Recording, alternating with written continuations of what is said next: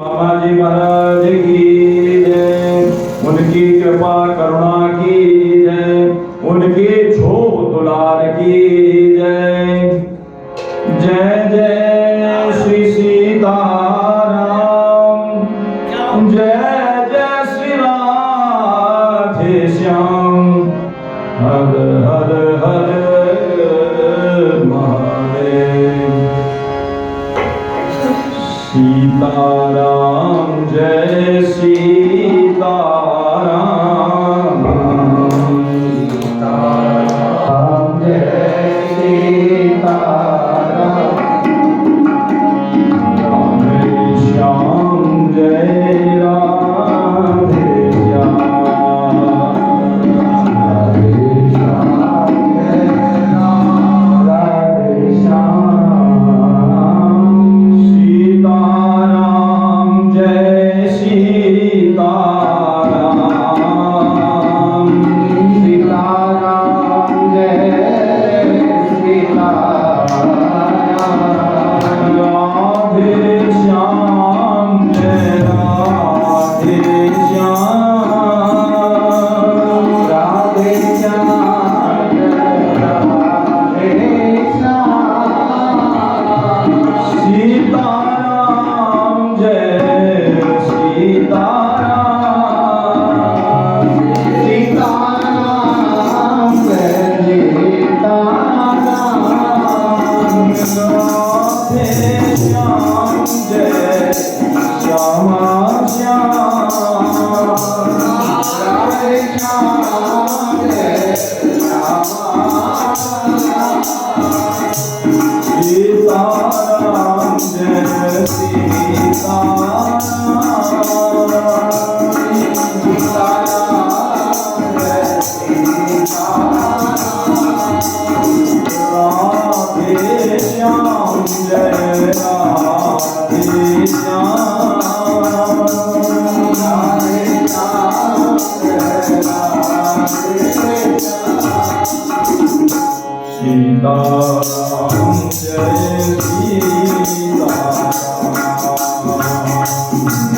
सीताराम जय सीताराम। राधे श्याम जय राधे श्याम। राधे श्याम जय जय श्यामा जय जय श्याम। श्यामा जय जय श्याम। जय जय श्री वृंदावन धाम। जय जय श्री वृंदावन धाम। जय जय श्यामा जय जय श्याम। जय जय श्यामा जय जय श्याम। जय जय श्री वृंदावन धाम। जय जय श्री वृंदावन धाम। जय सीताराम। सीताराम जय सीताराम। राधे श्याम जय राधे श्याम। राधे श्याम जय जय सिया राम जय जय हनुमान। जय सिया राम जय जय हनुमान। संकट मोचन कृपा निधान।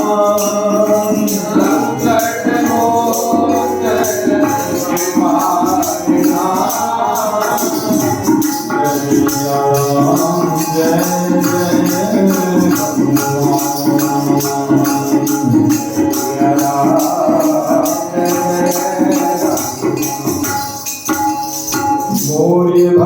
भगवान की अयोध्यानाथ की, श्री प्रहलादपति की, श्री वैकुंठनाथ की, श्री राधा रमण लाल की, श्री राधा वल्लभ लाल की, श्री जानकी वल्लभ लाल की, श्री रुक्मणी वल्लभ लाल की, श्री गिरिजा वल्लभ लाल की, श्री हनुमंत लाल की, सर्व संत वैष्णव भगवान की, सपरिकर श्री भक्तमालजू की, सपरिकर श्री ग्रंथ की, सपरिकर श्री भागवत महापुराण की, सर्व संत वैष्णव भगवान की, स्थान पुरुष की, स्थान देवता की, समस्त वैष्णव वृंद की, जय जय श्री राधे श्याम।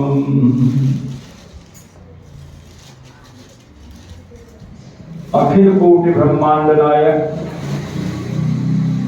जगत नियंता जगदाधीश, कारण करुणा वरदान्य, भक्तवांछा कल्पतरो, भक्त वत्सल, कृपा वत्सल, दया वत्सल, दीन वत्सल,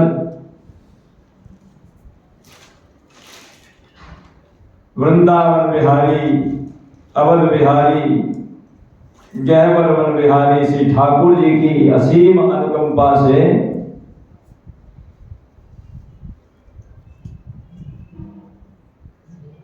ये बड़ा सौभाग्य का अवसर प्राप्त हुआ है। बड़ा ही सुंदर मास है, महीना भी कार्तिक मास है। इसको दामोदर मास भी कहते हैं, दामोदर मास, दामोदर मास। ठाकुर जी के हाथ इसी में बांधे थे यशोदा मैया ने।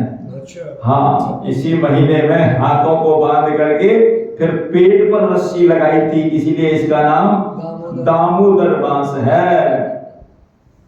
क्योंकि दाम कहते हैं रस्सी को, और उदर माने पेट पर रस्सी बांधी, इसलिए महीने का नाम है दामोदर मास। और बड़े ही पवित्र दिन हैं ये, जो कार्तिक मास के अंतिम के जो दिन हैं, ये बड़े पवित्र दिन हैं। इसी में देखो देवोत्थान एकादशी, और इसी के अंतर्गत गोपाष्टमी, बड़े बड़े उत्सव, सब बड़े ही जो है पवित्र दिनों में ये भगवत भागवत चरित्र श्रवण करने के लिए, गायन करने के लिए जो हम एकत्रित हुए हैं, ये बहुत बड़े प्रभु की कृपा का परिचायक है। हमारे भाग्य को देख करके देवता लोग तरस रहे होंगे। क्यों? देवलोक में विषयों का बहुत बाहुल्य है, विषयों का बहुत बाहुल्य है, लेकिन वहां सत्संग और भगवत कथा का तो नितांत अभाव सा ही रहता है। वो तो कहते हैं महाराज, हमको तो थोड़े से भोग देख करके लूट लिया, लुट गए हम यहां आकर के इस स्वर्गलोक में। धिक्कार है हमारे जीवन को, भगवान की भक्ति नहीं कर सकते। भगवान की भक्ति के बिना इस भवसागर में फिर आना पड़ेगा हमको। चाहे ब्रह्मा जी तक कोई पहुंच जाए, ब्रह्मा तक बन जाए, ब्रह्मा का पद का नाम है परमेष्ठी पद। जैसे यहां प्रधानमंत्री पद, मुख्यमंत्री पद, ऐसे ही ब्रह्मा जी का पद नाम है, उसका नाम है परमेष्ठी पद। तो वहां तक भी पहुंचने के बाद फिर आना पड़ता है। आ ब्रह्म भवनान लोकान, वहां से आने के बाद कब? जब उनके पुण्य क्षीण हो जाते हैं। क्षीणे पुण्य मर्त्योलोके विशन्ति, पुण्य क्षीण हुए और उनको वहां से गिरा दिया जाता है। चलो, आपके जो खाता था वो खत्म हो गया, अब जाइए।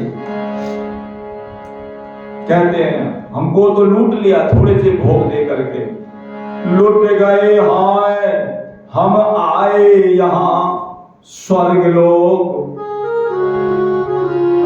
यहाँ तो आठों याम, यहाँ तो इंद्र को ही श्रम है। हम अमृत तो पीवे पर ये कथा अमृत नहीं पान करे, अप्सरा संग सत्संग दुर्लभ है। हम लाख वर्ष जी में अंत गिरे आए औधे मुख, मानस तो 6 मास में ही पावे पद ध्रुव है। आज ये बैकुंठ मृत्यु लोक सम, बैकुंठ मृत्यु लोक सम और मृत्यु लोक बैकुंठ सम दिखे, जहां नित्य ही महोत्सव प्रेम महा महोत्सव है। सत्संग की बड़ी भारी महिमा है। सत्संग के बारे में क्या कहा जाए, जो कुछ भी मिला है सब सत्संग की कृपा से मिला है।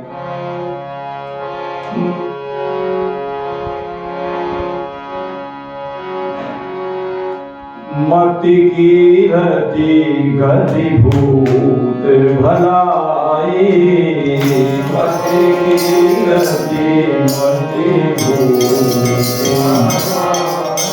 अच्छी बुद्धि अच्छी कीर्ति और यश मिला है। मति कीर्ति गति अच्छी गति और भूति ऐश्वर्य और भलाई, ये जो चीज जब भी जहां भी जिस किसी को भी जिस देश में जिस काल में प्राप्त हुई है, इस सत्संग की कृपा जानना। मति कीर्ति गति भूति भलाई, जब जी जतर जहां जी पाई, जब जी जतर जहां जी पाई, सो जानव सत्संग प्रभाव,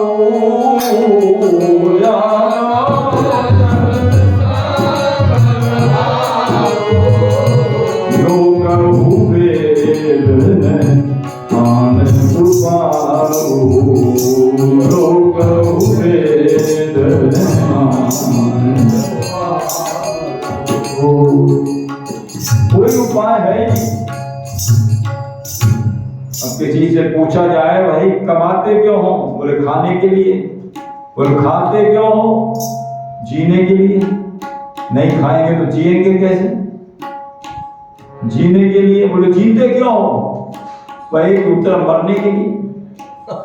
जीते क्यों हो, मरने के लिए, और कारण है ही नहीं कुछ। बोले और भी कुछ तो है भाई, मानव शरीर प्राप्त हुआ है किस लिए मिला है, इसीलिए मिला है। धर्म अर्थ काम मोक्ष, धर्म अर्थ काम मोक्ष 4 पुरुषार्थों की प्राप्ति इस मानव जीवन के रहते रहते हो जाए। आयो है यवन पे करार कर बालम सो, तेने कियो ना भजन भूल रयो पाए जवानी में, होकर मदंथ रति रंग में रंगो प्रवीण, काहे मतिहीन अब लीन भयो रानी में। लाल बलवीर चेत अजहु संहार लीजे, धर्म अर्थ काम मोक्ष ये 4 बात वाणी में। और जब देह कुमलानी माया होएगी बिलानी, आयु ऐसे चली जानी जैसे नाव जाए पानी में।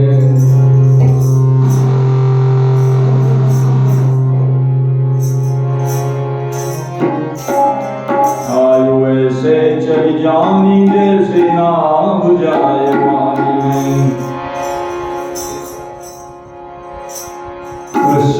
की क्या आवश्यकता है?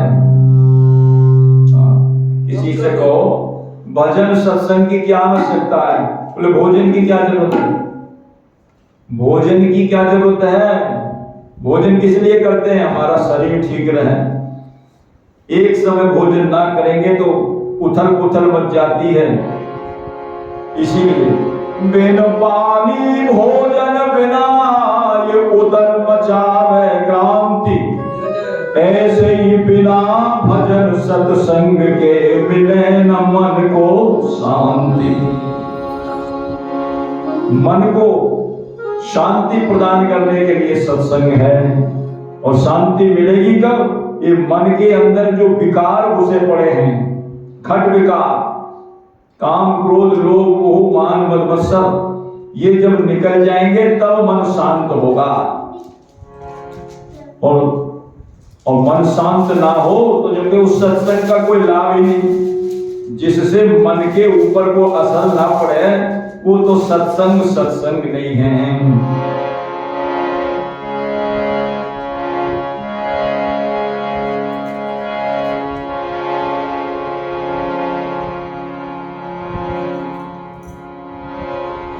बोलिए भक्तवत्सल भगवान की जय।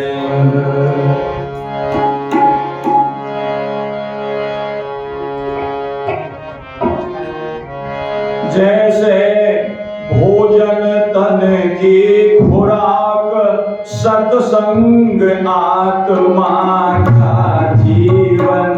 जैसे भोजन तन की खुराक, सत्संग आत्मा का जीवन। जैसे भोजन तन की खुराक, सत्संग आत्मा का जीवन। जैसे भोजन तन की खुराक, सत्संग आत्मा का जीवन। वो सत्संगति भी क्या जिससे इस मन का दूर विकार न हो।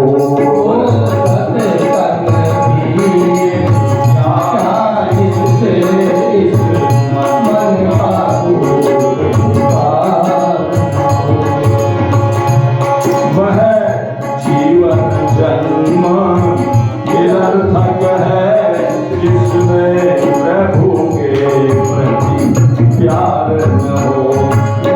जीवन जन्म निरर्थक है जिसमें प्रभु के प्रति प्यार न हो। निष्फल वह विद्या बल वैभव जिससे जग का उपकार न हो। निष्फल विद्या वैभव बल जिससे जग का उपकार। जीवन जन्म निरर्थक है जिसमें प्रभु के प्रति प्यार न हो। जीवन जन्म निरर्थक है जिसमें प्रभु के प्रति प्यार न हो। वैसे तो ये नर्तन दुर्लभ है, जिसको पाने को सुर तरसे। वैसे तो नर्तन दुर्लभ है, जिसके पाने को सुर तरसे। धिक्कार किंतु उस मानव को जो ये नर्तन पार ना हो। धिक्कार किंतु उस मानव को जो नर्तन पार न हो। वह जीवन जन्म निरर्थक है जिसमें प्रभु के प्रति प्यार न हो। जीवन जन्म निरर्थक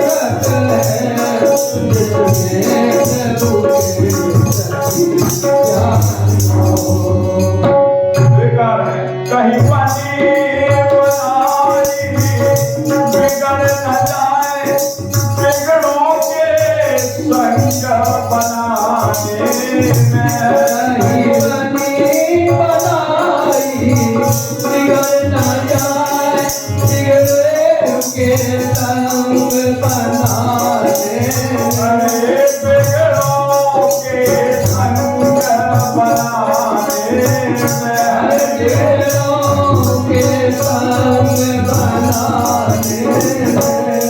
बन सके ना बिगड़ी जन्म जन्म यदि सामनिया यार न हो बन सके ना बिगड़ी जन्म जन्म यदि सामनिया यार न हो जीवन जन्म निरर्थक है जिसमें प्रभु के प्रति प्यार न हो जीवन जन्म निरर्थक है जिसमें प्यार न हो। वो जीवन बेकार है। और ऐसे ऐसे गोस्वामी जी कहते हैं कि जन्म गयो बाद ही पर बीत, बेकार में जन्म बीत गया। परमारथ पावे न परो कछु, परमारथ पावे न परो कछु, अनुदिन अधिक अनीति, जन्म गयो बाद ही पर बीत। और गोस्वामी जी एक जगह कहते हैं एक जन्म की कौन कहे, करोड़ों जन्म, करोड़ों जन्म हमारे ऐसे ही चले गए 84 लाख योनियों में भटकते भटकते। स्थावर जंगम जलचर थलचर नभचर जब कौन कौन सी योनियों में हम भटके हैं पता नहीं हमें। और ये जन्म मिला है ये तो कम से, इसलिए कह रहे हैं इसको तो व्यर्थ मत जाने दो, ये चला गया तो फिर कुछ हाथ आने वाला नहीं है। मानव जन्म अंतिम जन्म है, इसके बाद तो फिर कीट पतंगे की योनि प्राप्त होगी वापिस।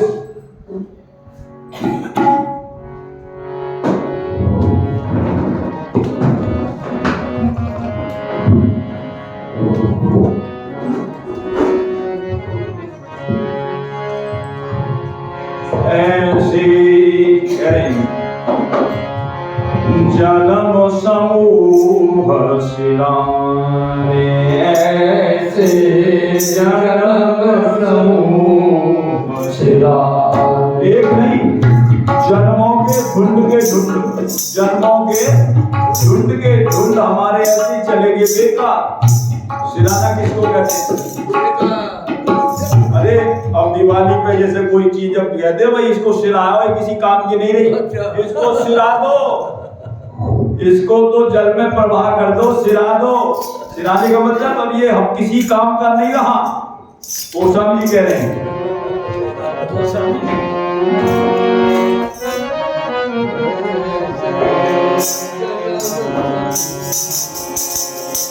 ऐसे जन्म समूह सिराने, ऐसे जन्म समूह सिराने। कैसे? प्राणनाथ रघुनाथ से प्रभु तजी, रघुनाथ से प्रभु तजी, प्राणनाथ रघुनाथ से प्रभु तजी, प्राणनाथ रघुनाथ से प्रभु तजी,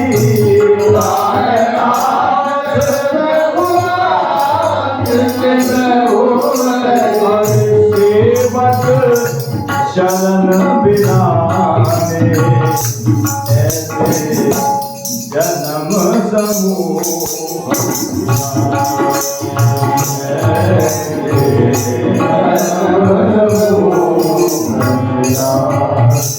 अरे ऐसे प्राणनाथ रघुनाथ जी को छोड़ करके और कभी किसी के आगे मत्था माथा टेक रहे हैं, कभी किसी के चरणों में जाकर के लौट रहे हैं, गिड़गिड़ा रहे हैं, हमारा ये काम करा दो जी, हमें ये करा दो, हमारा ये बना दो।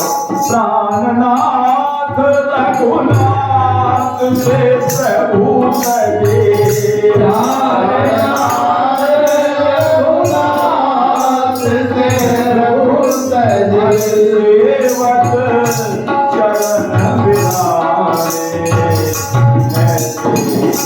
जन्म समूह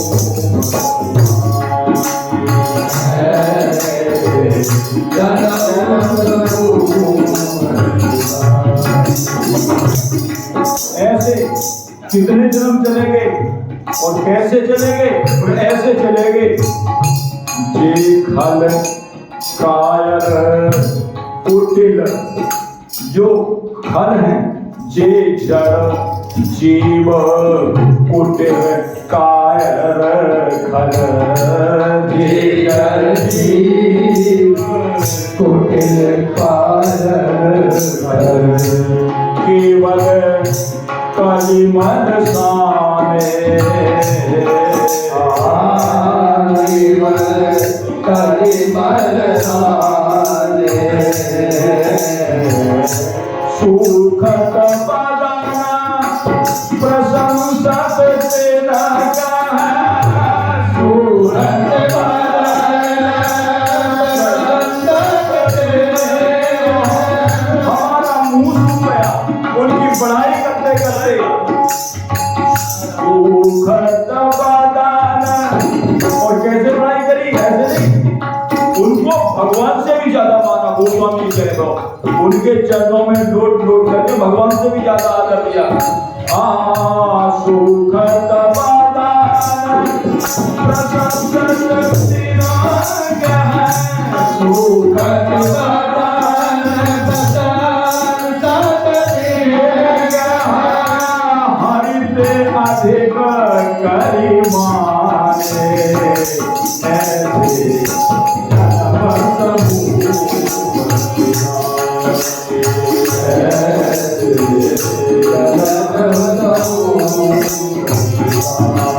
और कैसे, अरे हम किस लिए काम कर रहे हैं कि हमें सुख मिले। सब काम यही इसलिए तो कर रहे हैं, दुकान कर रहे हैं, कोई नौकरी कर रहा है, कोई कुछ कर रहा है, किस लिए? घर में सब सुख सुविधा की चीजें इकट्ठी हो जाएं, सब साधन जुट जाएं और हमें सुख मिले।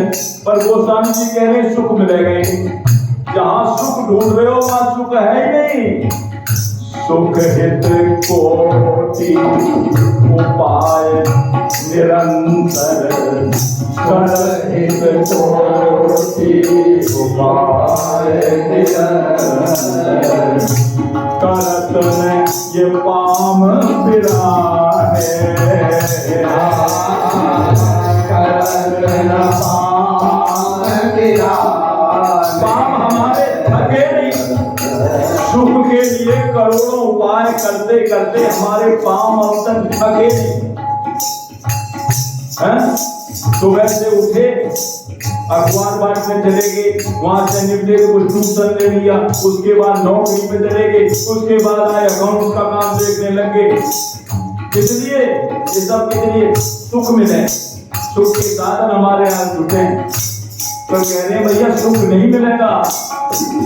सुख हित कोटि उपाय निरंतर, करत न पाए पिराने,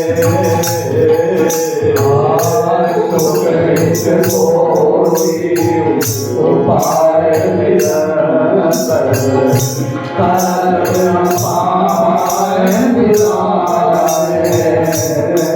बोले क्यों नहीं मिलेगा?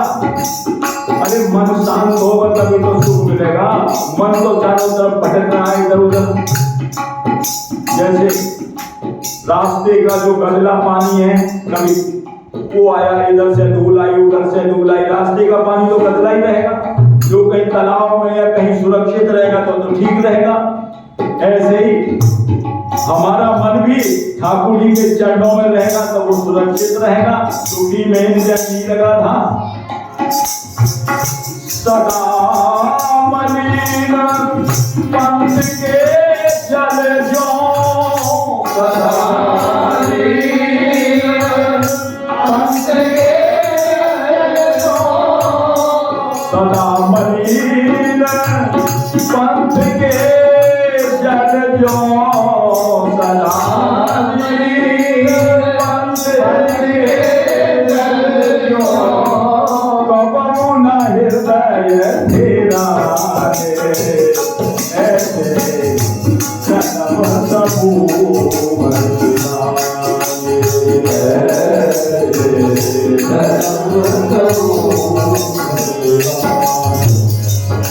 अंत में गोस्वामी जी कह रहे हैं सुख के लिए करोड़ उपाय कर रहा है, लेकिन सुख मिलेगा कब? सुख तो जब ही मिलेगा, कब? जब श्री ठाकुर जी से तुम्हारी जान में संबंध हो जाए, ठाकुर जी से संबंध हो जाएगा, या फिर ठाकुर जी की भक्ति रूपी जब चिंतामणि को पहचान जाओगे तब आपको सुख मिलेगा। किसी को चिंतामणि मिल जाए तो मन की सारी चिंता दूर, और चिंतामणि दूर ना करे दुख तो वह का नाम चिंतामणि क्या? वो तो पत्थर ही कहलाएगी। इसलिए वो स्वामी जी कह रहे हैं भैया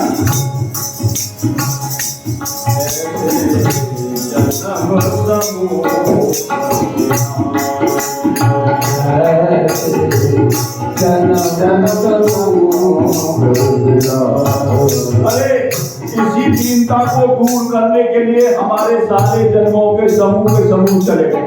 ये दीनता दूर नहीं हुई। कभी उसके आगे माथा टेकना, कभी उसके आगे नाक रगड़ना, उसके आगे गिड़गिड़ाना, ये जो दीनता हमारे जीवन में आ रही है, यह दीनता दूर करवे को, यह दीनता दूर करवे को, यह दीनता दूर करवे को, यह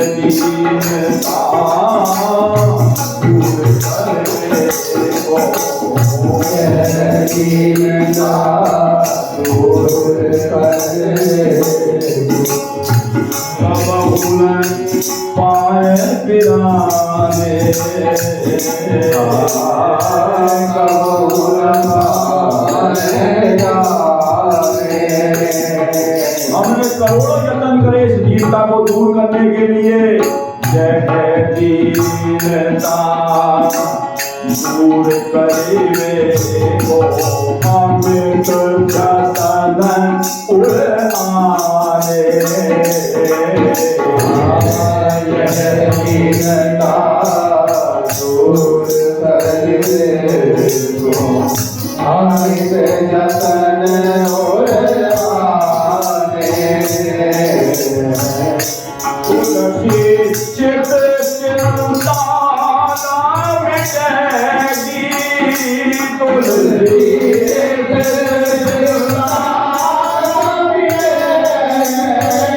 फिर चिंतामणि पहचाने, जन्म समूह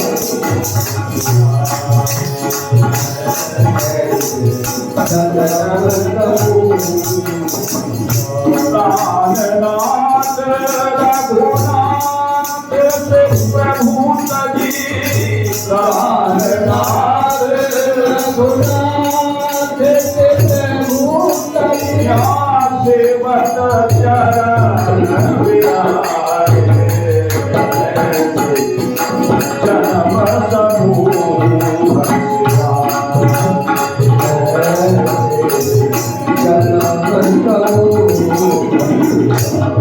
जन्मों के झुंड हमारे इसी तरह समाप्त चले गए। ये विनय पत्रिका का पद है। विनय पत्रिका आपको तो मालूम है, सबको मालूम नहीं है वो कैसे लिखी गई है। विनय पत्रिका मालूम है? ये तो ऐसा अद्भुत ग्रंथ है, यदि इसके पद आपने पढ़ लिए तो जो काम न बने वो बन जाए। और ऐसा नहीं है मोहर लगी हुई है भगवान के हाथ की। जिस जिस कागजात पर मोहर लग जाए अधिकारी की, वो तो पास है, उसको कोई रोक नहीं सकता कहीं भी। इस पर मोहर लगी हुई है।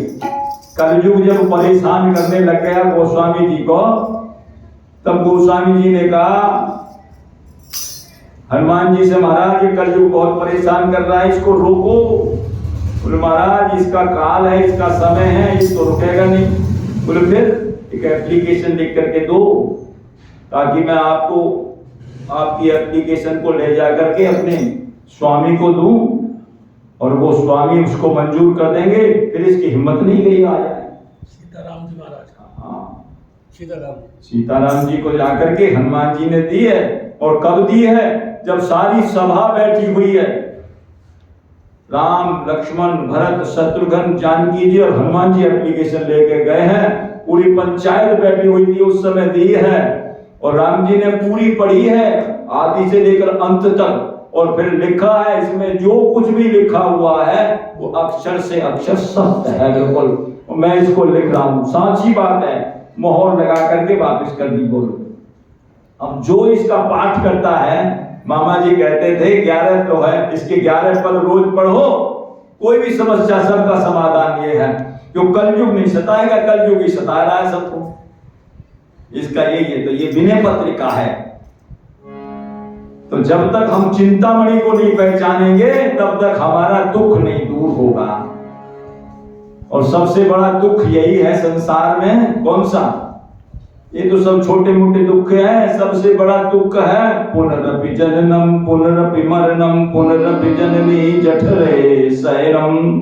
यह संसारे खरु दुस्तारे कृपया पारे पाहि मुरारे। भज गोविंदम गोविंदम भज मूढ़ मते। ये सबसे बड़ा दुख है। इसी को गोस्वामी जी ने रामचरितमानस में लिखा है, जन्मत मरत और दुषह दुख होई। जन्मने में और मरने में बड़ा भयंकर दुख होता है। ये दुख कब मिटेगा? जब गोस्वामी जी कहते हैं जब आप चिंतामणि को पहचान लोगे। चिंतामणि क्या है? एक तो भगवान स्वयं चिंतामणि बैठे हैं, इनसे पहचान हो जाए, इनकी भक्ति मिल जाए। राम भगति चिंतामणि सुंदर, राम भगति चिंतामणि सुंदर। बसहि गरुड़ जागे अंतर, बसहि गरुड़ जागे राम भगति मणि उर बस जाके।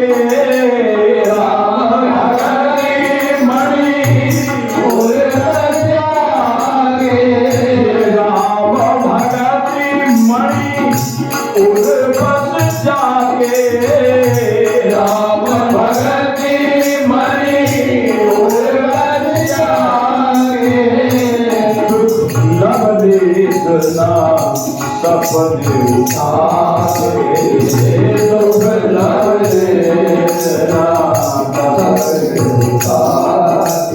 सपने में भी लवलेश मात्र दुख उसके जीवन में नहीं आएगा अगर पहचान गए तो, जिसके हृदय में भगवान की भक्ति विराजमान है। भगवान की भक्ति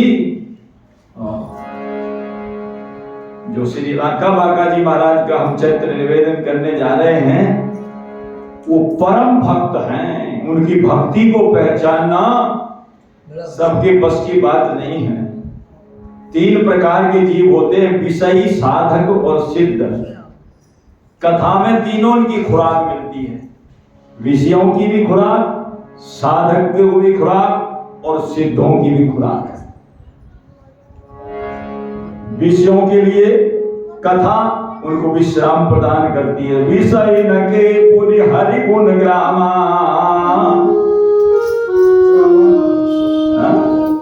विषय न के पुनि हरि गुण ग्रामा। श्रवण सुखद कानों को बढ़िया लगती है सुनने में, और मन को विश्राम मिलता है। और साधक, बोले साधकों को भी, साधक नाम जपहि लहलाए और हो ही सिद्ध अनुमाद को पाए। साधक जपते जपते सिद्ध हो जाते हैं। ये जो श्री रांका बाका जी का जो चरित्र है, ये साधक कोटि के और सिद्ध कोटि के लोगों के लिए है। विषयों को तो सुन करके कहते हैं, जो भगवान के चरित्रों को जो सुन लेते हैं ना विषयी आदमी, तो उनको तो और मोह पैदा हो जाता है। क्योंकि विषयों के द्वारा हमारे मन में मूढ़ता आ जाती है। मूढ़ता किसको कहते हैं? जो अपने मूड से चले वो मूढ़, अपने मन माने ढंग से चले, शास्त्र की विधि न माने, किसी को ना माने, उसको कहते हैं मूढ़। अपने मूड से चले, उसी के लिए कहा है महाराज। ये भगवान के जो गुण है ना, यदि किसी ऐसे मूढ़ आदमी को सुना दिए जाए तो उसको मोह पैदा हो जाता है। कुमाराम गुण गूढ़ पंडित मुनि पावहि बिरति, उनको तो वैराग हो जाता है। विद्वान लोग हैं, समझदार लोग हैं, सज्जन हैं। उमाराम गुण गूढ़ पंडित मुनि पावई बिरति और पावई मोह विमूढ़, जे हरि विमुख न धर्म रति। ये परिभाषा है, मूढ़ की परिभाषा भी दी है। जे हरि विमुख, भगवान से तो विमुख है और धर्म में उनकी रति नहीं है, धर्म में उनकी रुचि नहीं है, उनको मूढ़ कहते हैं। और भी कई मूढ़ की परिभाषा दी रामचरितमानस में। क्या दी बताइए? चौपाई, मूढ़ परम सिख देत न मानसी, मूढ़ परम सिख देत न मानसी। बढ़िया से बढ़िया सलाह दो, अच्छी सलाह दो, मानेगा नहीं। और उसमें जिनेबाजी लगाएगा, ऐसे क्यों, ऐसा क्यों, ऐसा क्यों, ऐसा क्यों, ये गुस्सा नहीं कह रहे। मूढ़ परम सिख देत न मानसी, मूढ़ परम सिख देत न मानसी। उत्तर प्रति उत्तर बहु आनसी, उत्तर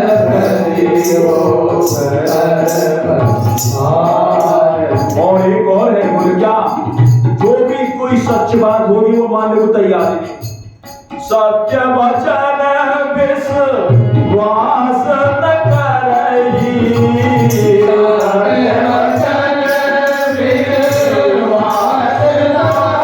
सबही से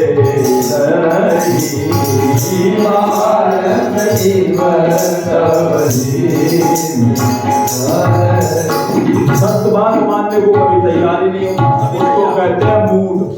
ये गोस्वामी जी इसकी डेफिनेशन दे रहे हैं मूड की। इसलिए तो मूढ़ों को तो मोह हो जाता है। इसलिए ये जो कथा है साधक कोटि के और सिद्ध कोटि के लोगों की, और उसमें भी रांका बाका जैसे परम निष्किंचन, परम भक्त, परम वैष्णव भक्त की कथा। बोलिए भक्त वत्सल भगवान की जय।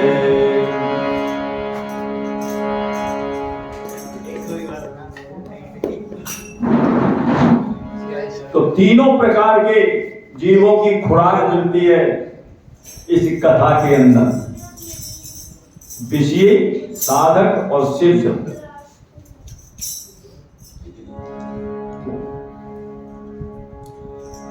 तो रामचरितमानस की एक चौपाई है, कौन सी?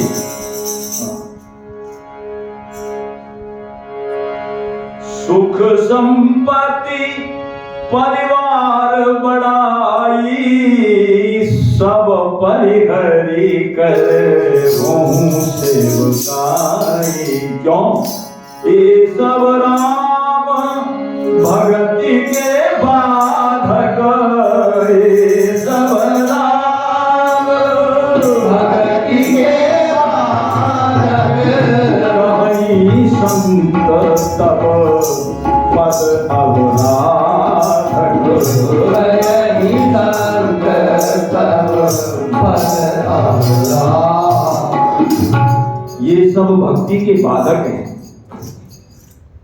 तो हमने जो है पिछले सत्र में श्री त्रिलोचन जी महाराज जी की कथा सुनाई थी, त्रिलोचन भगत जी की, चतुर्भुज मंदिर में। तो ये त्रिलोचन जी और नामदेव जी महाराज, ये संत श्री ज्ञानेश्वर जी महाराज के शिष्य हैं, उनके शिष्य हैं।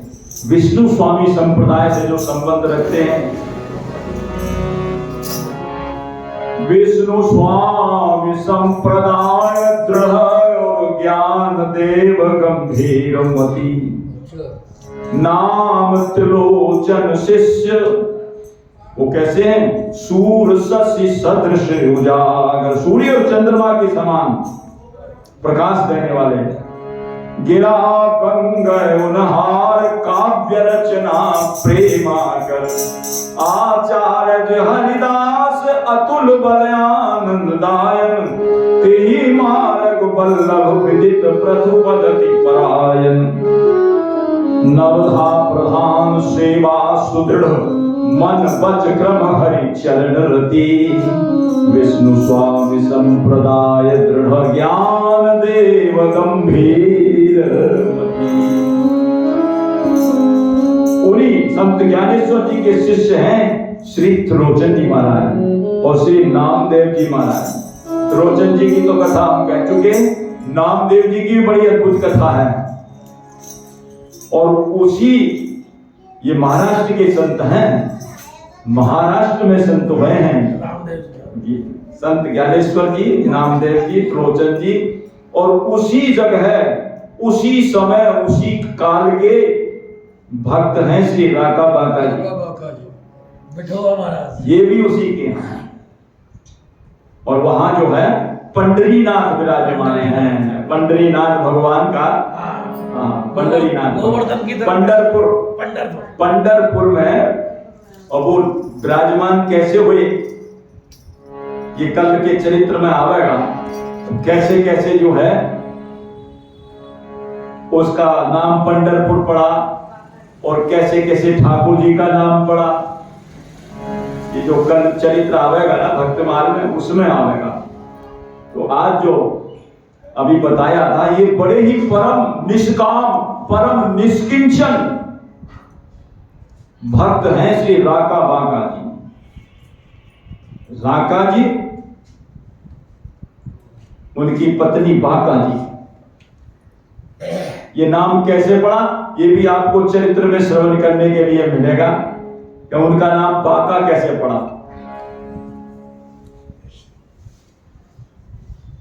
और जीवन चरित्र क्या है उनका, बड़ा ही अद्भुत जीवन चरित्र है।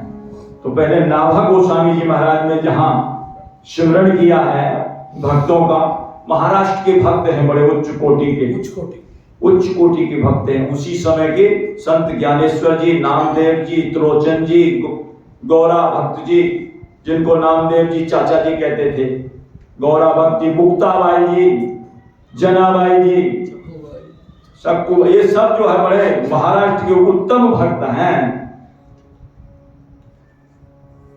इनको नाभा गोस्वामी जी ने अपने एक शब्द में सुमरण किया है।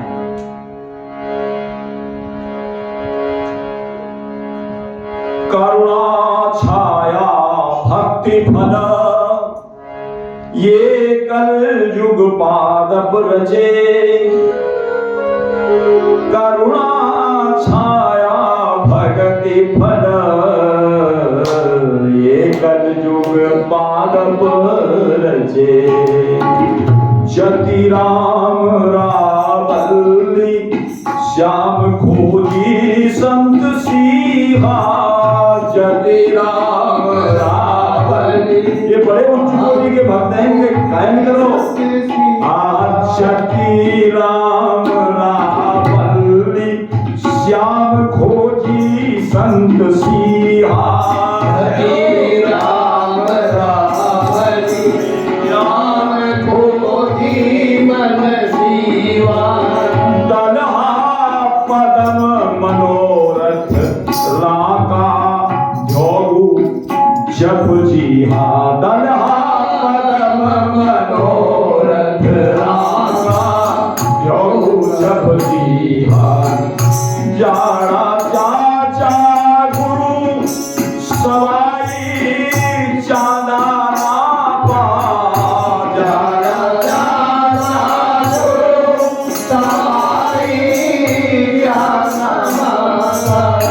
पुरुषोत्तम सो साज चतुर में जो जेगी मन को आवा। पुरुषोत्तम साज में जो जेगी मन को आवा। मति सुंदर दी धांग श्रवा।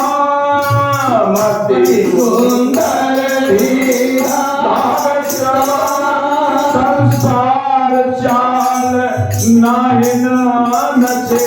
संसार चाल नाहिन नचे। करुणा छाया भगति फल। एक युग पार बरसे। करुणा छाया भगति फल।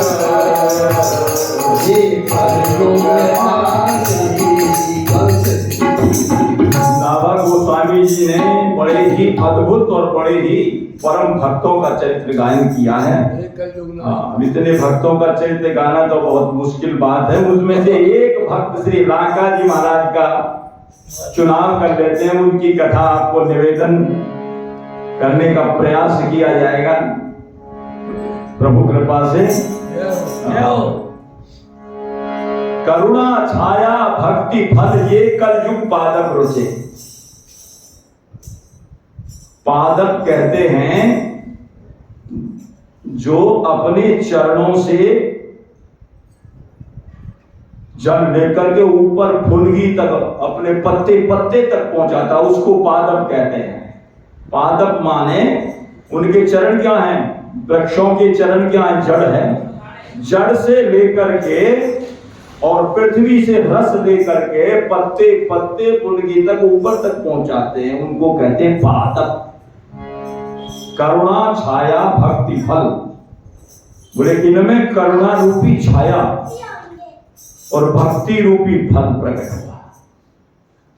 ये जो भक्त प्रकट किए हैं, नाभा गोस्वामी जी महाराज कह रहे हैं, जो ये जो भक्त प्रकट किए कि भगवान ने इनमें करुणा रूपी छाया, जो इनकी शरण में आ गया, इनकी में आ गया तो उसके त्रिताप दूर हो जाते हैं। छाया में कोई आ जाए, वृक्ष की छाया में, तो उसकी गर्मी तो समाप्त हो ही जाएगी, उसका तो ताप दूर हो जाएगा। ऐसे भक्तों की सब, ऐसे संतों की और भक्ति रूपी फल की प्राप्ति होगी। करुणा छाया भक्ति फल ये कलयुग पादप रचे। और उसमें भी जो वृक्ष हैं वो दो प्रकार के होते हैं। वृक्ष जो है दो प्रकार के होते हैं।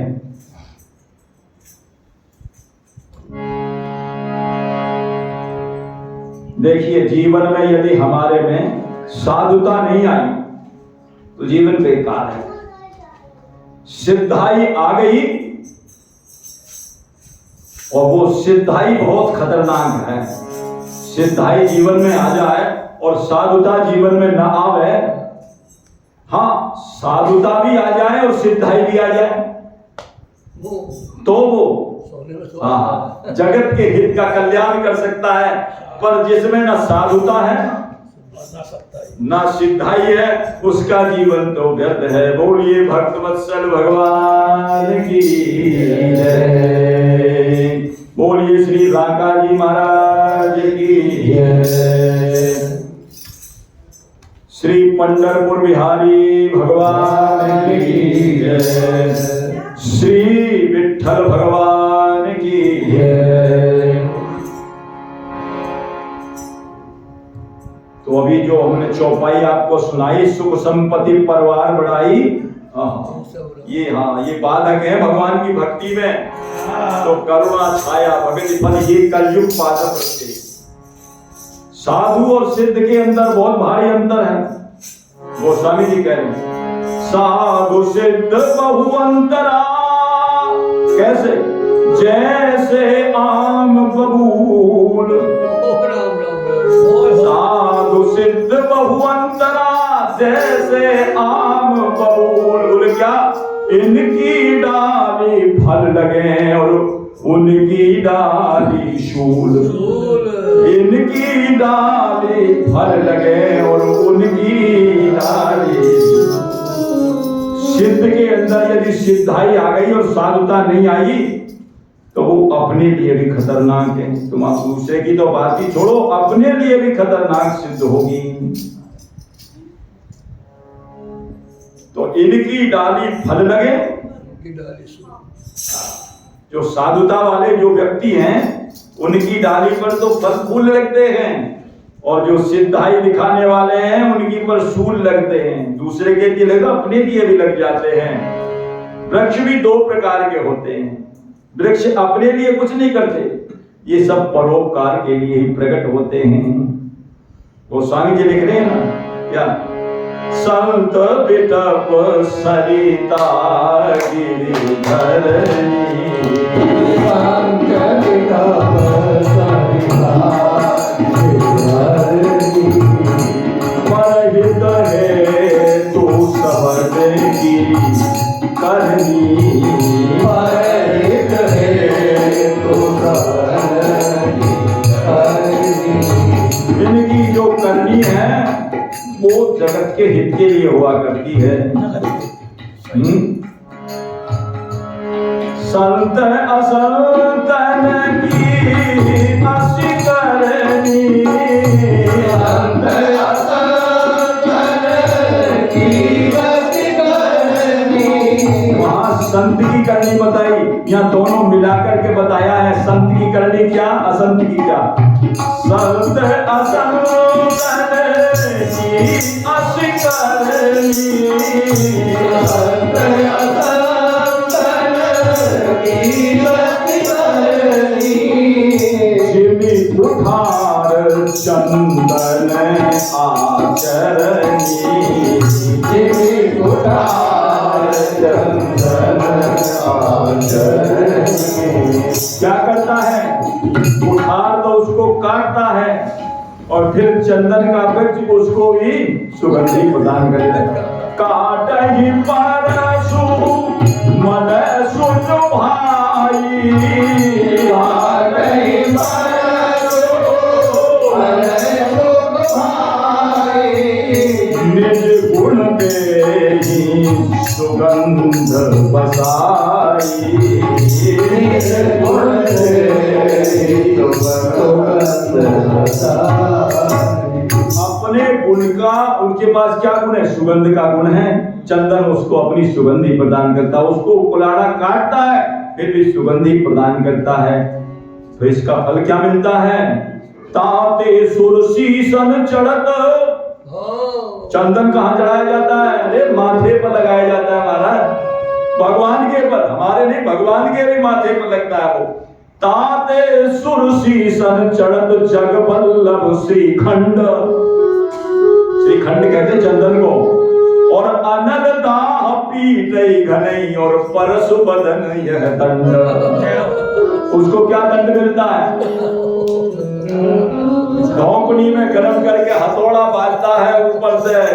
अनल दाह पीटई घनई और परसु बदन यह दंड। तो संतों का जो प्रादुर्भाव होता है वो इसीलिए होता है कि जगत का हित हो। गोस्वामी जी ने इसीलिए इनको संत बिटप सरिता गिरिधरनी, ये सब इनकी करनी परहित के लिए हुआ करती है, अपने लिए कुछ नहीं, अपने लिए कभी खाती। गोस्वामी जी एक दोहा और है, वृक्ष कबहु नहीं फल भखे, ये तो सब प्रसिद्ध है, सब जानते हैं। नदी न संचय नीर, परमारथ के कारण तो साधुन धर्या। और ये दो प्रकार के होते हैं, बोले क्या? एक तो ऐसे होते हैं जो ये असंत लोग होते हैं, दुष्ट करके वो क्या करते हैं, वो फल तोड़ने के लिए पत्थर मारते हैं, पत्थर फेंक करके मारते हैं। लेकिन वृक्ष क्या करते हैं, पत्थर के वजह से फल देते हैं। ये नहीं कि उनके पत्थर का जो है फल उनको अपनी डाली या किसी डाली तोड़ करके उनका प्राणांति कर दे, वो भी कर सकते हैं। चाहे अपनी डाली तोड़ करके पत्थर मारने वाले को मार भी सकते हैं घेर करके, लेकिन नहीं, ऐसा नहीं करते, क्योंकि उनके स्वभाव में ही, स्वभाव ही ऐसा परहित का स्वभाव है ना। इसलिए दो प्रकार के तुलसी, गोस्वामी जी ने लिखा है, तुलसी संत, संत कैसे हैं? सुअंब तरु, तुलसी संत सुअंब तरु, ये फले फूले परहित। तुलसी संत सुअंब तरु, फूले फले परहित। ये इतते पाहन हने, बे उतते फल दे। ये इतते पाहन हने और बे उतते फल दे। तो ऐसे संत, ऐसे ही संत सब इसमें वर्णन किए गए हैं, जो ये है ना, करुणा छाया भक्ति फल, ये कलयुग पादप रचे। ऐसे ही संतों में श्री राका जी महाराज हैं। संतों के संत, सभी संत अच्छे हैं, सब अपनी अपनी पराकाष्ठा पर हैं, पर राका जी महाराज वो तो परम निष्काम भक्त हैं, निष्किंचन हैं, कुछ चाहते ही नहीं। केवल ठाकुर जी उनकी दृष्टि में विराजमान है, वो चाहते ही नहीं है। प्रियादास जी ने अपनी जो है भक्तमाल के अंतर्गत इनका जो है गायन किया है। बोलिए भक्तवत्सल भगवान की जय जय। बड़े भाव के साथ में गायन किया है प्रियादास जी ने। राकापति बाकातिया बसे पुर पंडर में, राकापति बाकातिया बसे पुर पंडर में। पुर में न चाहने को प्रीति कछु न्याये, पुर में न चाहने प्रीति कछु न्याये। लकरिन पीर करी जीव का नवीन करे। लकरिन पीर करे जीव का नवीन करे। धरे हरि रूप जिए ताई सोचिया, धरे हरि रूप जिए ताई सोचिया। धरे ये रूप, धरे ये रूप, ये ताई सोचिया। धरे ये रूप, ये ताई सोचिया। विनती करत नाम देव कृष्ण देव जूसो। विनती करत नाम देव कृष्ण जूसो। विनती करत नाम देव कृष्ण देव जूसो। विनती करत नाम देव कृष्ण देव जूसो। कीजे दुख दूर कही मेरी मति हाय, कीजे दुख दूर कही मेरी मति हाय। चलो मैं दिखाऊं तब तेरे मन भाव रहे।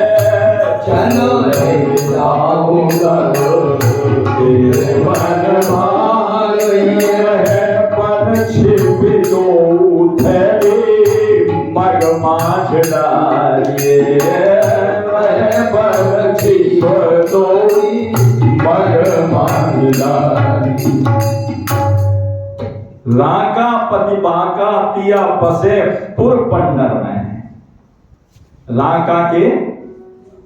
राका और बाका ये पंढरपुर में ही रहते हैं और उसी समय के हैं जबकि नामदेव जी महाराज, त्रोचन भगत जी उसी समय के और उसी ही जगह रह रहे हैं, उसी मोहल्ले में, उसी पंढरपुर में विराजमान है। ये पंढरपुर का नाम पंढरपुर क्यों पड़ा?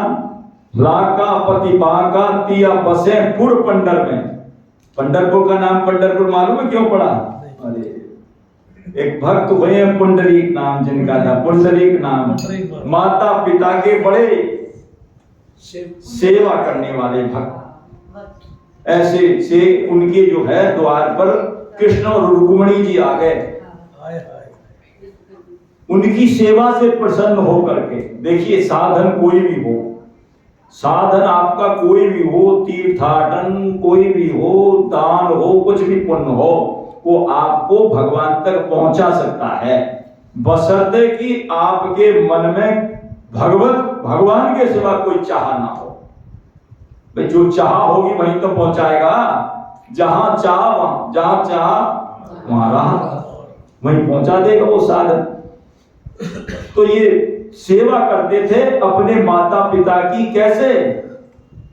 ठाकुर जी समझ के, स्वयं भगवान समझ करके सेवा करते थे, तभी तो भगवान आए हैं। भगवान का भी ये आदेश है, माता पिता की सेवा, गुरु की सेवा, ये मेरी सेवा है, देवताओं की सब सेवा मेरी है। गुरु पे तुम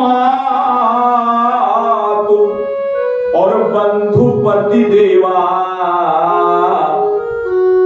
सबकी मोही जाने दृढ़ सेवा। गुरु,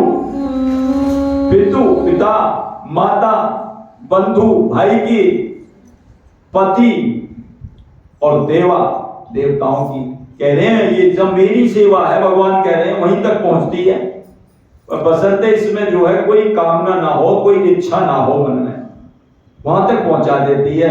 तो कहते हैं कृष्ण और रुक्मिणी जो है वो पुंडरीक भक्त के द्वार तक पहुंच गए, और वो तो अपनी सेवा में लगे हुए थे, बड़े प्रसन्न हुए, गदगद हो गए देख करके, तो भगवान मेरे द्वार पर आए हैं। लेकिन उनके माता पिता उनकी जंघा पर सिर रख करके सो रहे थे, सेवा कर रहे थे, जाए कैसे छोड़ कर? यहां भी परीक्षा थी उनकी, भगवान आ गए, कहीं छोड़ करके चले गए तो सेवा में फर्क पड़ जाएगा। जिसके कारण हम आए हैं वही सेवा छोड़ करके वहां चले गए, सेवा में फर्क पड़ जाएगा। तो भाई भगवान ने कहा, तो बोले हम, भगवान ने कहा पुंडरीक भक्त से, बोले हाँ, बोले मेरी कमर दुख रही है, मेरी कमर में दर्द हो रहा है। पुंडरीक भगवान ने सोचा, पुंडरीक जो भक्त थे उन्होंने सोचा, अरे गोवर्धन उठाया था तब तो कोई दर्द हुआ नहीं, इतना भारी गोवर्धन उठा लिया और अब जो है खड़े खड़े ही दर्द हो रहा है, लीला। तो बोले महाराज एक काम करो, बोले अभी थोड़ा मैं सेवा में लगा हुआ हूं माता पिता की में। उन्होंने 2 ईंट उनके पास सरका दी, एक भगवान कृष्ण के लिए, एक रुक्मिणी जी के लिए। विराजो माना ईंट पसंद, ईंटों का आसन दे दिया, सरका दिया अपने पास से, वहां से तो उठ नहीं सकते थे, पैर पर वो सोए, वहां से ईंट सरका दी, एक पर कृष्ण और एक पर रुक्मिणी जी विराजमान हो गए। बाद में जब सेवा से निवृत्त हो गए, उसके बाद में जब गए बड़े ही प्रसन्न हुए महाराज। तब उन्होंने कहा महाराज आपका कैसे आगमन हुआ बताइए। तो बोले मैं आपकी सेवा से प्रसन्न होकर के आपके दर्शनार्थ आया हूं, तो दर्शन करने आया हूं, देने नहीं। प्रभु कह रहे हैं हाँ, मैं देने आया हूं, ये है भक्त की पहचान, तो मैं दर्शन देने के लिए आया हूं। महाराष्ट्र की भूमि भी कम नहीं है, राजस्थान की भूमि तो आपने देखी है, वो भी कम नहीं है। राजस्थान की भूमि है, जहां महाराणा प्रताप प्रकट हुए तो महाराष्ट्र की भूमि में छत्रपति शिवाजी जी प्रकट हुए हैं। और भगवत भक्तों में भी कम नहीं है, जहां मीरा जैसी राजस्थान में बहुत भक्त प्रकट हुए हैं, और यहाँ महाराष्ट्र में भी कम नहीं है भगवत भक्तों का। कहते हैं ज्ञानदेव जी, त्रिलोचन जी, निवृत्तिनाथ जी, नामदेव जी, गोरा कुम्हार जी, नरहरि सोनार जी, नरहरि सोनार जी भी प्रकट हुए हैं। जी जी जी। जनाबाई, मुक्ताबाई, इन महापुरुषों की एक मंडली थी पूरी, और उस मंडली में जो है ये मिलकर के ही सब साधन करते थे, भजन करते थे सारे मिलकर के। और नामदेव जी तो उनमें सबसे छोटे थे, नामदेव जी सबसे छोटे थे। गौराई चाचा कहते थे, गौराई चाचा, गौराई चाचा।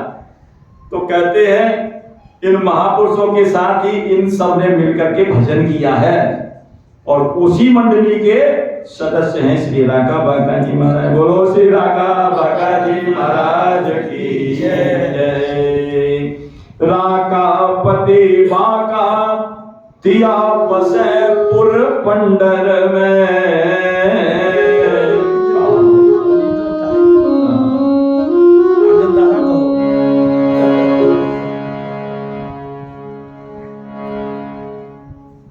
ये जो संत प्रकट हुए हैं महाराष्ट्र के, ये 1300 और 1400 ईस्वी के बीच के हैं। 1300 और 1400 ईस्वी के मध्याह्न के हैं ये। और इस मंडली की एक खासियत थी, बोले क्या, इस मंडली में हर बिरादरी का भक्त, हर बिरादरी का भक्त है। देख लीजिए कौन कौन है। नरहरि सोनार, गोरा कुम्हार, नामदेव जी छिपा, राका बाका जी ब्राह्मण कुल में प्रकट हुए, राका बाका जी ब्राह्मण कुल में प्रकट हुए हैं। और कहते हैं इनका जो जन्म हुआ है 1347 ईस्वी में। 1347 ईस्वी के अंतर्गत मार्गशीर्ष शुक्ल पक्ष द्वितीय तिथि गुरुवार को इनका जन्म था। अब ये माघ आई, मार्गशीर्ष द्वितीया को इनका जन्म हुआ है।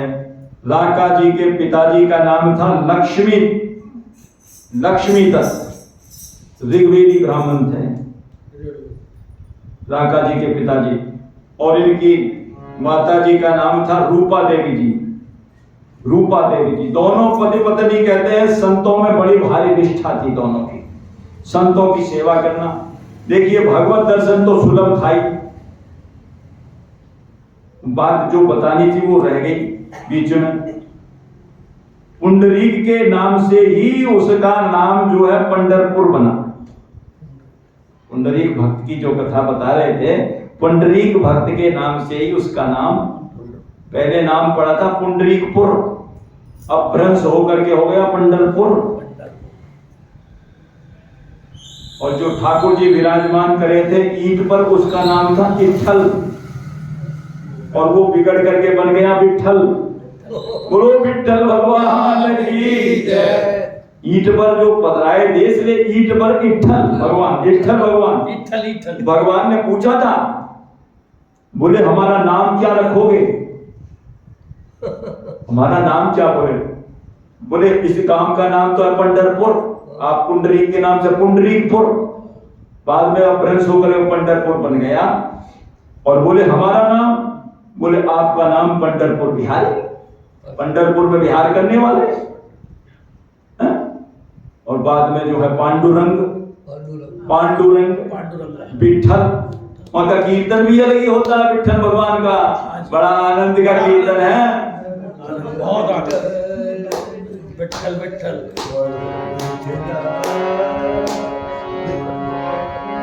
जय जय विट्ठल विट्ठल विट्ठला, जय जय विट्ठल विट्ठल विट्ठला, जय जय विट्ठल विट्ठल विट्ठला, जय जय विट्ठल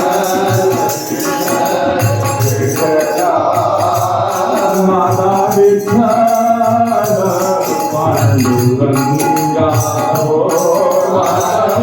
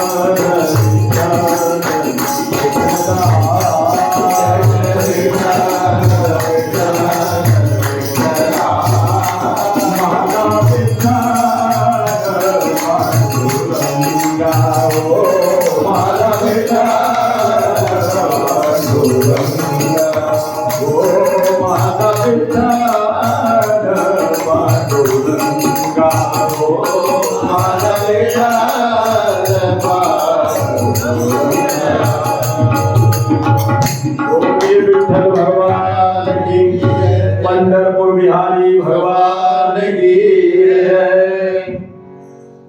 श्री गोवर्धन गिरधारी लाल की जय। तो ये बड़े ही जो है संतनिष्ठ, नाम भी उन्होंने ही धरा। आपका नाम पंढरपुर बिहारी है, इसका नाम पंढरपुर है, बाद में बदल करके हो गया था वो। तो कहते हैं जो इनके पिताजी अभी बताए थे, पिताजी का नाम लक्ष्मी दत्त और इनकी माताजी का नाम रूपा देवी, बड़े ही संत सेवी। देखिए भगवत दर्शन तो वहां प्राप्त हो ही जाता था जहां पंढरपुर बिहारी विराजमान हो गए। बाके बिहारी लाल आ गए। उन्होंने कहा था आपको क्या चाहिए, उन्होंने कहा था आपको क्या चाहिए, बोले हमें कुछ नहीं चाहिए महाराज, हमें तो कुछ चाहिए ही नहीं।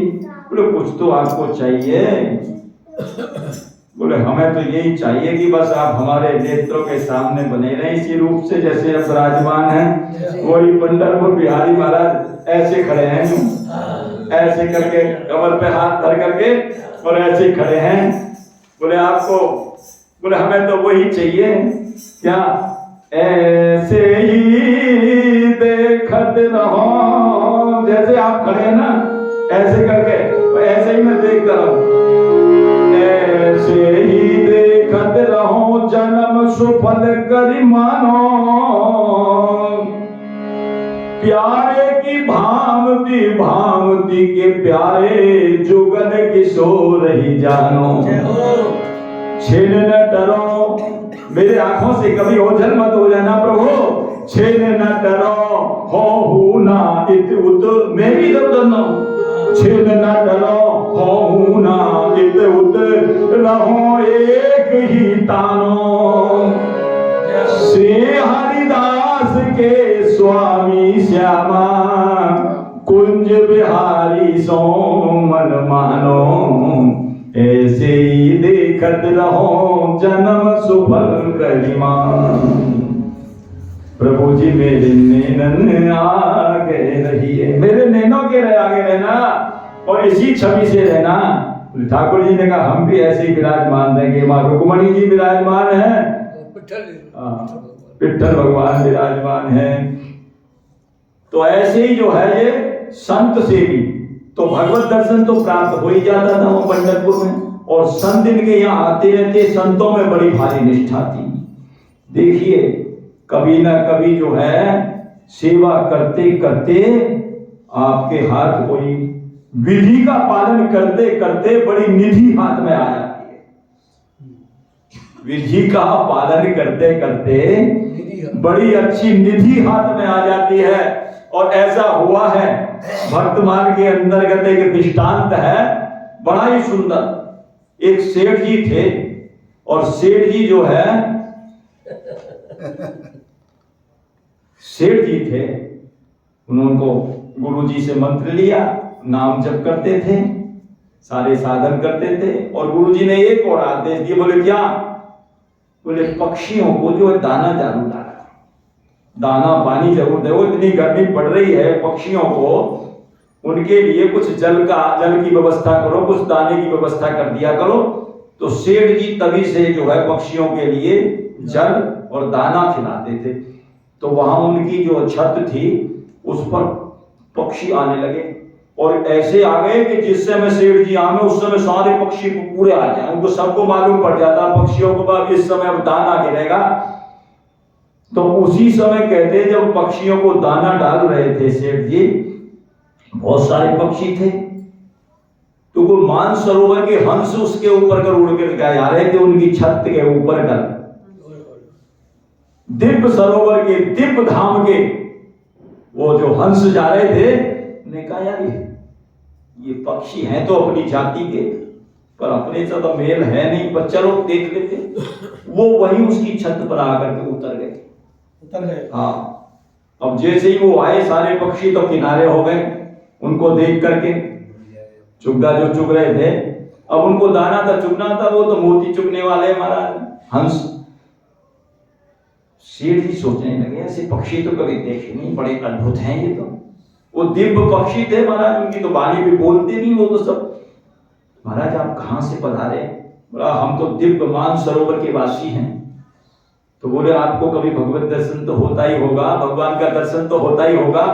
हाँ महाराज रोज होता है, नित्य होता है, हम तो वहीं के वासी हैं मानसरोवर के। तो बोले इस गरीब का, इस दीन का भी कभी एक बार अरदास कह दो कि इसको अभी ऊपर कृपा कर दें, कभी इस दीन गरीब के ऊपर भी कृपा कर दें। बोले जरूर कह देंगे महाराज। ठीक बताई ना, विधि का पालन करते करते निधि हाथ में आ जाती है। कभी कभी पक्षियों को दाना करते करते, हंसों को दाना देते देते परमहंस की प्राप्ति हो जाती है महाराज, प्रभु की प्राप्ति, परमहंस सुखदेव जैसे की प्राप्ति हो जाती है। तो कहते हैं उन्होंने जो प्रार्थना की, और प्रार्थना की तो कहते स्वप्ने में भगवान ने दर्शन दिया सेठ जी को। कहा देखो उन्होंने, हंसों ने आपकी जो है हमसे सिफारिश की है, उसके कारण हम आपको दर्शन देते हैं। तो कहने का मतलब ये है कि कभी कभी पालन करते करते विधि को कितनी बड़ी निधि हाथ में आ गई, पक्षियों को दाना चुगाते चुगाते स्वयं हंस आ गए। तो ऐसे ही संतों की सेवा करते करते करते करते इनके माता पिता जी के यहाँ पर स्वयं गोविंद आ गए। संत सेवा से रीझ करके, इनकी संत सेवा से रीझ करके स्वयं भगवान आ गए। और इसीलिए लिखा है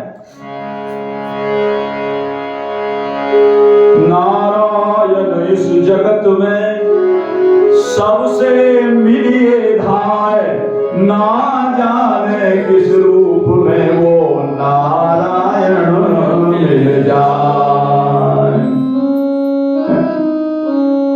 तो कहते हैं इनको मालूम ही नहीं, ये तो संत की सेवा करते। संत वो ठाकुर जी की सेवा हो रही है, संत रूप में आए हैं महाराज। जय हो।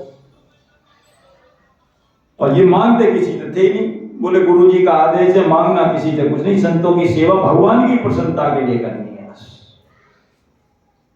ठीक। तो अब जो ठाकुर जी स्वयं आए थे, उन्होंने कहा महाराज आपको क्या चाहिए, आपकी क्या इच्छा है?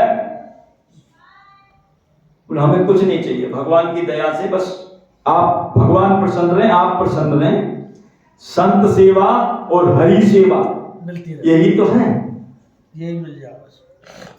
ये जो है भक्ति महारानी के कर्णफूल हैं।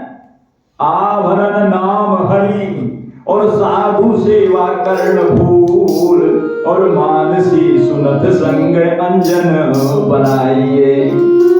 हरि सेवा और साधु सेवा ये दो कान के आभूषण हैं, और कान के जिसके आभूषण नहीं है तो कहते हैं भक्ति महारानी वो सौभाग्यवती नहीं कहलाती जिसके कान के आभूषण नहीं होते। मंदोदरी के गिर गए थे, भगवान ने गिरा दिए थे महाराज। छत्र मुकुट ताटंक सब हते एक ही बाण, सबके देखत मही परे लेकिन मरण न को जान। एक ही बाण में गिरा दिए थे महाराज। और जब से वो गिरे तब से मंदोदरी समझ गई कि भैया मेरा अब सौभाग्य जाने वाला है, अब सौभाग्य का सूचक ही गया तो अब मैं क्या सौभाग्य रहेगा।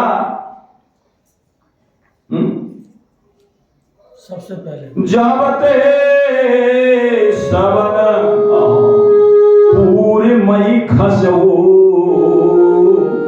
मंदोदरी सोच बसो।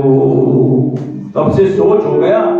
इसलिए जिसके जीवन में ये दो सेवा नहीं है, हरि सेवा और साधु सेवा, कहते हैं उसकी भक्ति तो जो है विधवा है। विधवा है। ये दो सेवा बहुत जरूरी है। और यही सेवा रा और मैं, दो अक्षर हैं रा और मैं। एक साधु सेवा है, एक हरि सेवा है। ये भक्ति के कान के कर्णफूल हैं। जिसके जीवन में हरि नाम आ गया उसके जीवन में जरूर साधु सेवा संत सेवा आएगी। देख लीजिए, को उदाहरण बता दो।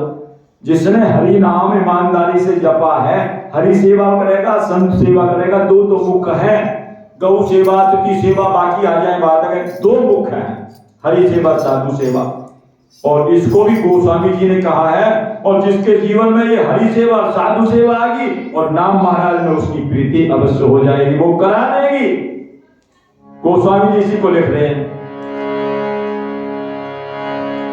भागति सुतिय कर कर्ण विभूषण, भागति सुतिय कर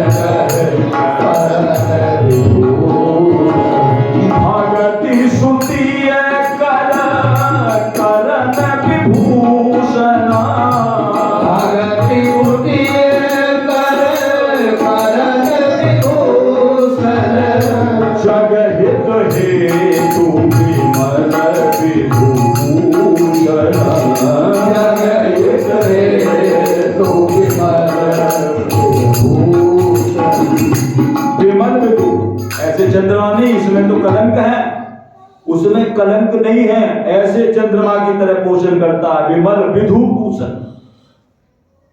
जगत का हित करने के लिए ये रा और मैं दो अक्षर जो बताए, ये भी भगवान भक्ति के कर्णफूल बताए हैं। और हरि और साधु सेवा भी कर्णफूल है। तो जिसके जीवन में ये आ गई तो कहते हैं ये साधु सेवा के प्रभाव से उनके यहाँ भगवान आ गए। उन्होंने कहा कुछ मांग लो, बोले हमें कुछ मांगने नहीं। और कबीर बाबा तो जो कह रहे हैं जिनके घर में ये दो सेवा नहीं है वो घर नहीं है, शमशान है। जहां साधु सेवा नहीं और हरि की सेवा नाय, ते घर मरघट जानिए और प्रेत बसे ते ही मान। मरघट में कौन रहते, शमशान में भूत प्रेत। इसलिए ये सेवा बहुत जरूरी है। तो कहते हैं ये दो कर्णफूल हैं, इनमें से एक दिखाई देता और एक नहीं दिखाई देता। ये भी भाव है। एक तो दिखाई देगा कर्णफूल, ऐसे तो एक सामने से दिखाई देगा और एक नहीं दिखाई देता, एक छुपा रहता है। ऐसे कोई पहरे सीधे पल्ले में, हाँ एक छुपा रहेगा, वो सीधे पल्ले में छुपा रहेगा, सीधे पल्ले। समझे? तो इसका मतलब क्या है? इसका भाव ये है कि जो हरि सेवा है वो तो गुप्त रूप से अपना कमरा बंद करके करे, किसी को मालूम न पड़ जाए। मालूम पड़ जाएगी तो फिर वो प्रकाशित नहीं होनी चाहिए, जो भी सुकृत कर रहे हैं हम। और साधु सेवा खूब खुले मैदान में करें, खूब खुल्ला करें, खूब साधुओं का सेवा करें, ये बात है। इसीलिए एक छुपा हुआ है, एक दिखाई दे रहा है। तो कहते हैं भगवान जो संत रूप में आए, उन्होंने कहा कुछ मांग लो। उन्होंने कहा हमें तो कुछ चाहिए नहीं महाराज, हम तो निष्काम है, हमें कुछ नहीं। गुरु जी ने कहा कि किसी से कुछ नहीं मांगना। लेकिन वो तो भगवान थे, अंतर्यामी थे, घट की जानने वाले, उनसे क्या छुपा है। उन्होंने देखा इनकी जो पत्नी है रूपा देवी जी, कुछ नार नीचे को लटका करके बैठी है। ये इनके संतान नहीं थी, कोई निसंतान थे। नीचे को नार करके बैठ गई वो समझ गए बात को, वो तो भीतर की जानते थे, समझ गए बात को। आंसू ढरकाने लग गई। नीचे यहाँ भी परीक्षा हो रही है कि अपने मुंह से कुछ कह दे, ठाकुर जी का अपने मुंह से कुछ कह दे, वो तो कहलवा का बोल उन्होंने नहीं कहा, फिर उन्होंने ही खुद कहा कि हमारी कृपा से आपके यहाँ परम निष्काम, परम निष्किंचन और परम वैष्णव भक्त पैदा होगा। जय हो राधा रानी की जय हो। और उन्हीं के आशीर्वाद के फलस्वरूप संवत 1347 में माघ शीर्ष शुक्ल द्वितीया तिथि गुरुवार को श्री राका जी महाराज का जन्म हुआ। बोलो श्री राका जी महाराज की जय। जय हो प्रभु। और उसी गांव में कहते हैं एक और भक्त रहते थे, वो भी जो है भगवान गोविंद की सेवा बड़े भाव से करते थे। उनका नाम था लक्ष्मी दत्त। वो भी निसंतान थे। तो ठाकुर जी उनके मन का भाव भी जान गए और उनको भी आशीर्वाद दिया, तुम्हारे घर एक परम विरक्त निष्किंचन कन्या का जन्म होगा। कन्या का जन्म होगा। और उसी पंढरपुर में, दोनों पंढरपुर के रहने वाले, और ये जो दोनों थे, इनके पिताजी और वो दूसरे पंडित जी, इनकी आपस में मैत्री थी। इन्होंने आपस में जो है वैवाहिक संबंध तय कर लिया। जब किशोर अवस्था में आए तो श्री बांका जी का जो जन्म हुआ है वो संवत 1347 में धन लग्न में, जो राका जी का जन्म हुआ है 1347 में धन लग्न में हुआ है, और बांका जी का हुआ है 1351 में। थोड़ा ही अंतर है, 4 साल का अंतर है। कर्क लग्न में। और हरिदेव ब्राह्मण के यहाँ जन्म हुआ। हरिदेव नाम के ब्राह्मण थे जिनकी ये कन्या थी बांका जी। और बड़े ही जो है भगवत इच्छा से जब किशोर हुए, दोनों का संबंध तय हो गया। बचपन से ही दोनों में जो है संतों के ऐसे संस्कार थे भक्ति के, क्योंकि भगवान की भक्ति के लिए प्रकट हुए, संत के आशीर्वाद से जो प्रकट हुए हैं, जन्मजात भक्ति के संस्कार। और उसके बाद भी संतों की सेवा जो इनके घर पर होती रहती थी, उसका ये प्रभाव तो इनके जीवन में इतनी उच्च कोटि की भक्ति आ गई। कैसी भक्ति आई, उसकी चर्चा हम कल करेंगे। भक्ति कैसी आई, क्योंकि समय जो है सीमा पर पहुंच गया है। बोलिए भक्तवत्सल भगवान की जय। कैसी इनकी भक्ति थी, कैसा जीवन चरित्र था इनका, और इस कवित्व की भी व्याख्या करेंगे। और मामा जी के द्वारा जो लिखा हुआ पद है, उसके माध्यम से भी राका जी का चरित्र श्रवण करेंगे। बोलिए भक्तवत्सल भगवान की जय। और भक्तमान जी की आरती, भक्तमान जी की आरती करें। आरती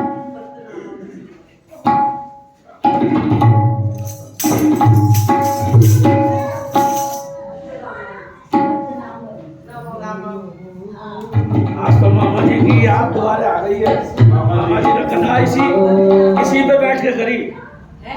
मामा जी ने कथा यहाँ सब संत कथा कर गए हैं। भक्तमाली जी की तो यहाँ 2-2, 3-3 महीने तक लगातार कथा होती रही।